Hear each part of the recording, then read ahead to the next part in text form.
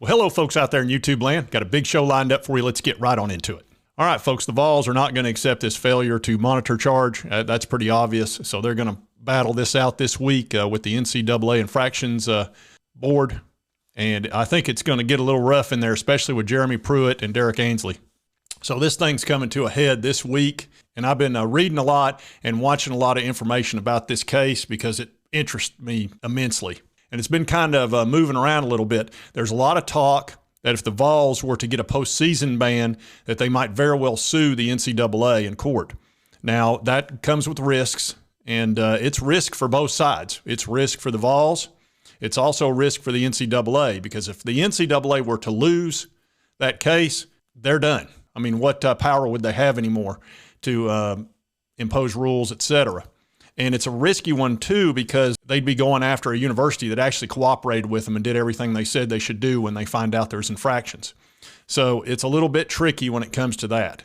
And also, it's important to remember that there are 18 violations. Well, 17 of those violations are against individuals. Only one is against the university. Now, they could have tried to hit them with lack of institutional control, which is the worst. And that's the one that nailed Ole Miss, if you'll remember the Hugh Freeze deal. And we're going to talk about that a little bit too. But what they wound up charging them with, which is still a level 1, is failure to monitor, okay? So it's a lesser charge than lack of institutional control. And they also came back and said that the Vols fully cooperated, and they would have never found out all the information that they did had the Vols not handed all that information over to them. So that's very interesting.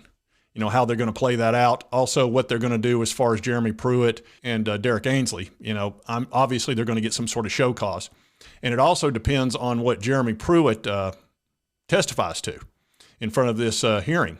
Is he going to say, yeah, I did this stuff and, you know, I kept the university out of it? Or is he going to try to say, oh, well, they knew all about it? Liar! I highly doubt he'll go that route, because that would obviously be bald-faced nonsense. But you never know. You know, he may be angry enough to where I'm not going to get my $12.6 million. I might as well try to take them down with me. Don't make me angry. You wouldn't like me when I'm angry. So we'll see how that rolls. Now, Ole Miss, who got hit with the lack of institutional control, let's take a look at what they dealt with. And also realize, you know, they supported Hugh Freeze during this process, so they were actually backing the guy. So that's also very different, whereas the Vols, they immediately fired Pruitt and the entire staff that was involved. So again, this is a very different situation and a different charge. But let's see what they did to Ole Miss, just for comparison. It says, throughout this process, the university threw a lot of support behind its former coach, Hugh Freeze, who walked away with a suspension for the first 2 conference games should he be hired as a head coach between now and November 2018. And back then, the committee actually accepted the majority of the university's self-imposed penalties, but extended its postseason ban by another year because Ole Miss went ahead and knocked themselves out of a bowl for 1 year, and they went ahead and made it a 2-year at the NCAA. It also self-imposed a financial penalty of $179,000, that's no big deal, and a reduction of 13 scholarships over a 4-year period and additional recruiting restrictions. And that's real interesting there. And it said what they had done for 5 years, the university failed to exercise control of its football program, and talked about the culture of rules violations were an acceptable part of the Ole Miss football program. The culture had existed for decades, and et cetera, is what the investigation said. And Ole Miss was real angry about it. They were deeply disappointed and angered by the additional penalty.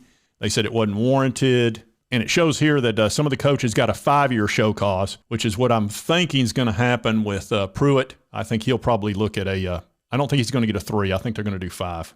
So let's see. Ole Miss had 13 scholarships that they lost. Tennessee went ahead and docked themselves 12 scholarships for a lesser charge, which is, again, failure to monitor, not lack of institutional control. Also, the Vols fired everybody involved. They didn't back their coach the way Ole Miss did. So if you look at that and you say the only difference is the bowl ban, okay, well, obviously you're going to get a lesser penalty than Ole Miss, especially when the NCAA praised your actions. The other thing is that has changed since 2017 is that the NCAA changed their bylaw, and now this is their position. To the greatest extent possible, They are not to punish student athletes that were not involved. In other words, if you do a bowl ban, for example, you're punishing the student athletes that had nothing to do with this, which goes against their bylaw, which is a new change. So not only do you have that, you also have the fact that they're not being charged with near the level 1 charge that Ole Miss got. So that's why I think the University of Tennessee thinks they've done the right thing with 12 scholarships lost, plus additional restrictions that they've already enforced, which is not dissimilar to Ole Miss, even though Ole Miss got hit with a much bigger charge in all of this. And also back their coach, which the Vols clearly did not. So this is going to start Wednesday, and I think it's 3 days, Wednesday, Thursday, Friday in Cincinnati, Ohio. And I'm going to keep track of this because I'm super interested in this. I think the Vols have probably punished themselves enough, but the NCAA may have different viewpoint of that. Obviously they do, or they would have already worked out a deal. And we'll see how this plays out. But it is possible the Vols or the University of Tennessee will sue them if they did a bowl ban. And, you know, you think about that and you go, well, would they do that depending on how the season goes? Let's say the Vols didn't have a great season. They were 8-4 or something. They might, you know, during this process, because obviously there'd be an appeal and there might be an injunction and all this kind of stuff if they take it to court, they might decide, well, we're going to back off and just take a bowl ban. Or if they're undefeated, or let's say they've got one loss and maybe it's to Alabama and they somehow beat Georgia, they're going to fight this to the end because they've got a chance to get in the 14 playoff. You can do what you want to us, but we're not going to sit here and listen to you bad mouth the United States of America. Gentlemen! So there are a lot of moving pieces in this, and it's hard not to follow it because it's super interesting. It's not fun by any stretch, but it's something that's going to have an impact, and it needs to get dealt with because this is getting old. We're working on 3 years here. Let's go while we're young. You mind, sir, trying to tee off? And everybody needs to, you know, move on from this. But I'm going to be super interested to see what the NCAA does because they're in a very tricky position, probably more so than the University of Tennessee, in that you push this thing too hard, you get sued in court, and for some reason you lose, your claws are taken out of you. You have no way to punish a university. So that would be precedent. Yes, not bad. It might work.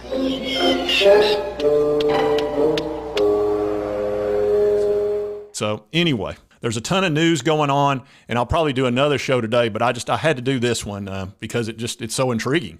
And if you like this content, be sure to hit that button right over here on the left. It's my subscribe button. It costs you absolutely nothing, would help me out. And right over here is my most recent video. And we'll see you next time on Sports Talk Jay.